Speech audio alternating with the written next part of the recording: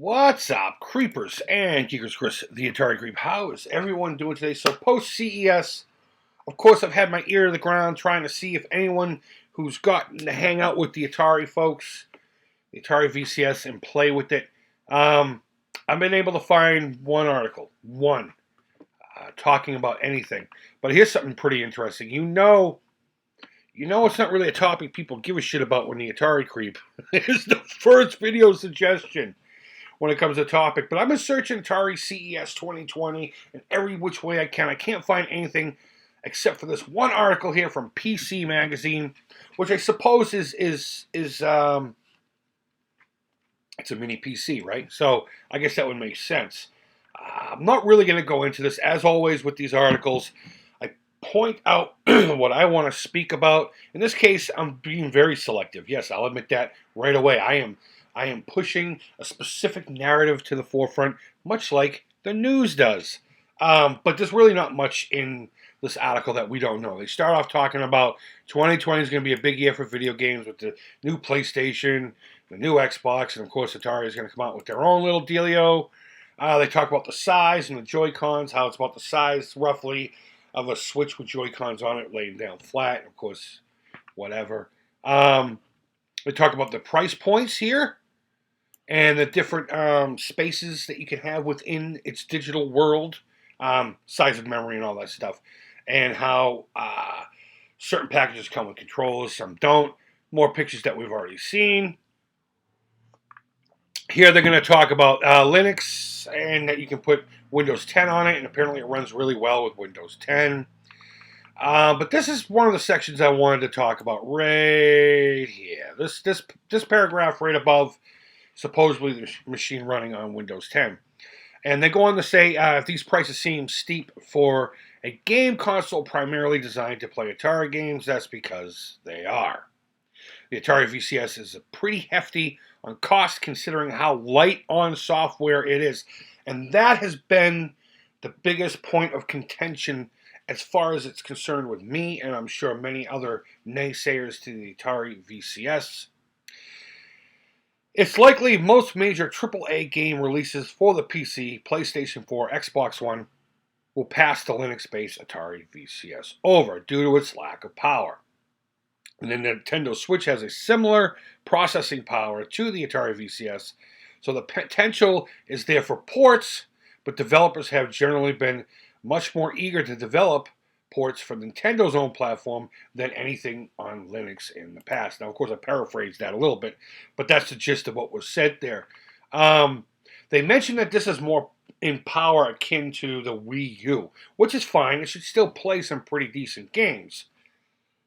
But here they're talking about the lack of software to begin with. I mean, if you look at the Atari Vault Plus, there's probably a couple hundred games in there at least. And AntStream, if it becomes fully functional, there's thousands of games there. So yeah, you could argue that it has a library, but not a library that would, I suppose, require this kind of purchasing. So they go on to talk about how the sandbox mode is pretty cool. They loaded Microsoft on it, and stuff like Fortnite here. I don't want to click on Fortnite, but I just want to highlight it. Fortnite, Borderlands 3, which I've never played either one, nor do I give a shit about it. I guess work fine on it or what have you. But for $250 to $390, you aren't going to get that kind of performance in a PC, meaning it's not going to be, it's not going to be really up there with the modern dogs. But this last section here is where I really wanted to focus on. This one right here. Now, they do go on to talk about the controllers and all that crap, the big red button and all that stuff. More speaking to the enthusiast that hasn't heard it. This article is basically written as if this news came out today, so take it with a grain of salt, too. The Atari VCS is planned to release later this spring and is available for pre-orders at Atari sites, the GameStop, and the Walmarts. I'm looking forward to really digging into the final version of the system, but right now it seems like it'll be a goofy enthusiast box designed for tinkering more than particularly popular or worldwide embraced in the gaming console scene. So even PC Magazine's like, you know what? It's a neat idea, but I don't think it's going to be anything that gamers are really going to grab onto.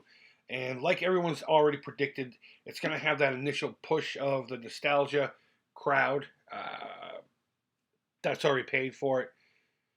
From there, it's probably not going to do much better than that, especially since they don't have any titles, to be honest with you. And I'm not counting the Vault, and I'm not counting Antstream because those aren't titles for the system specifically. But I don't know. I can't believe that there's no other information out there. And please, if you know of articles or videos or anything like that, I've been looking. I talk about being an idiot all the time, and I am. But I'm not that much of an idiot where I can't do a simple search and find something and use different variations of a phrase. I even misspell things to try to find stuff. And I found one article and me as a suggestion for a video.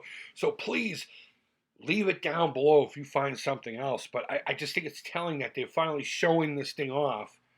And it's everything that we've been complaining about still. It's a simple, underpowered PC that's way overpriced, that has no true software or any true direction. And that's mainly the point everyone's been trying to get through others' heads. And I mean, I suppose if that's your deal, that's your deal. But I'm not spending $400 on that. But go ahead and leave your thoughts down below. As always, guys, leave feedback. Thumbs up, thumbs down.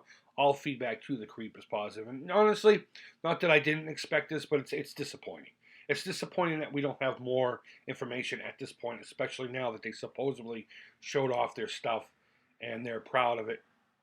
Hell, I want to know what the adventure was. Was it a modern take on it? Or was it the actual game adventure that I have on my shelf in cartridge form? The world may never know. I don't know, guys, and until next time, thanks as always so much for watching. Hope you're doing well. Take care. Creep it real. And bye-bye.